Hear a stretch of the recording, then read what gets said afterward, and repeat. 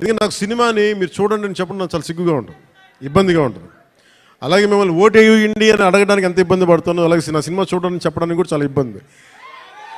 అందుకని నేను అంటే ఎప్పుడు నాకు ఇవ్వడమే తెలుసు కానీ నాకు అడగడం నాకు తెలియదు.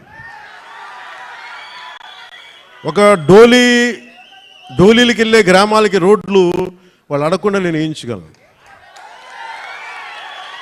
మన ప్రత్యర్థులు మన తిట్టిన పార్టీ సర్పంచులకు కూడా సమానంగా డబ్బులు పంచగలను ప్రతి సర్పంచ్. సో నాకు ఇవ్వడమే తెలుసు కానీ అడగడం తెలియదు. కానీ నేను అడగక్కర్లా, మీరు ఇస్తారని నాకు తెలుసు. అలాంటిది cinema I love you to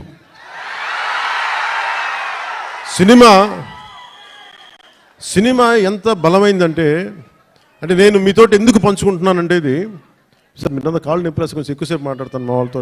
కొంచెం చైర్స్ వేయకూడదు, చైర్స్ వేయండి పాపం. ప్రతిసారి నేను మాట్లాడుతూ ఉంటే నలిగిపోతూ ఉంటే కొంచెం ప్రశాంతం కూర్చుంటాను. కొంచెం చైర్స్ ఉన్నాయా? కొంచెం చైర్స్ వేయించండి. నుంచోవాలా? కాదు, దేని కాదు వాళ్ళు. అంటే నాకు విశాఖపట్నం సత్యానంద్ గారు నన్ను ఇక్కడికి తీసుకొచ్చినప్పుడు నాకు యాక్టింగ్ అంటే తెలియదు, యాక్టింగ్ ఓనామాలు తెలియదు. మీరు అలసిపోయిన తర్వాత మాట్లాడతాం, మీరు అరౌండ్ ఎంతసేపు అరుస్తాం. ఈ అరుపులు, ఈ ఉత్సాహం రేపు సినిమాలకు ఉంచుకోండి, మొత్తం అలసిపోతాడు.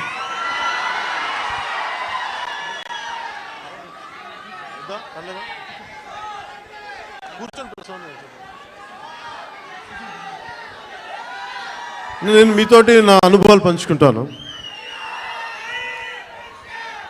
అంటే నేను మీరు ఇప్పుడులా కనిపించే సత్యానంద్ గారు నాకు పరిచయం అయ్యే టైంకి నాకు బయటికి 10 మంది మధ్యలోకి రావాలంటే చాలా ఇబ్బంది ఉండేది.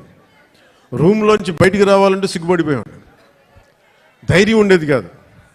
కానీ లోపల చాలా ఆలోచించేవాడిని. ఏదన్నా సరే బయటకు వచ్చి ఏదైనా మాట్లాడాలి, గొంతు పెగల్చాలి అంటే లోపల బిగుసుకుపోయేది, భయం వచ్చేది, గొంతంతా ఉండలు చుట్టుకుపోయేది. అలాంటి సమయంలో మా అన్నయ్య గారు అడిగారు, నువ్వు ఏమవ్వాలని ఉందరా అంటే నేను చాలాసేపు ఆలోచించాను. జస్ట్ బతకాలి ఉందని చెప్పాలనుకున్నా. ఆ మాట అంటే కొడతాడని చెప్పలే, ఏదో తెలివితేటలు చూపించుకున్నా.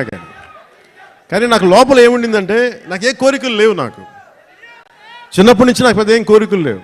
ఏదో మామూలుగా బతకడం తప్ప ఒక హీరో అవ్వాలనో లేదంటే సాధించాలనో లేదు. కానీ చిన్నప్పటి నుంచి ఉన్న ఒకే ఒక్క మూల లక్షణం ఏంటంటే అన్యాయం జరిగితే ఎదురుదాడి చేయాలని ఉంటుంది. నాకే జరగక్కర్లే, అలాగే సహాయం చేయాలనిపిస్తుంది. ఈ 2 లక్షణాలు తప్ప సినిమాలు చేద్దామని కానీ డబ్బులు సంపాదించాలని కానీ నాకు ఆలోచన లేదు. అలాంటి నాకు చదివేవాడిని. అలాంటి నాకు వీని ఇలా వదిలేస్తే ఎటు కాకుండా పోతాడని మా అన్నయ్య గారికి భయం వేస్తుందేమో. ఒక రోజున సత్యానంద్ గారిని పిలిపించి, ఆయన మంచుపల్లికి సినిమాలో ఆయన ఒక అసిస్టెంట్ డైరెక్టర్గా పనిచేస్తారంట. ఆయన పిలిపించి ఈయన ఢిల్లీ నేషనల్ స్కూల్ ఆఫ్ డ్రామాలో ఆయన అక్కడ చాలా పాల్గొని నేర్చుకుని ఆయన అలాంటి వ్యక్తిని తీసుకొచ్చి నాకు నన్ను ఆయనకి అప్పచెప్పి చేయమన్నారు.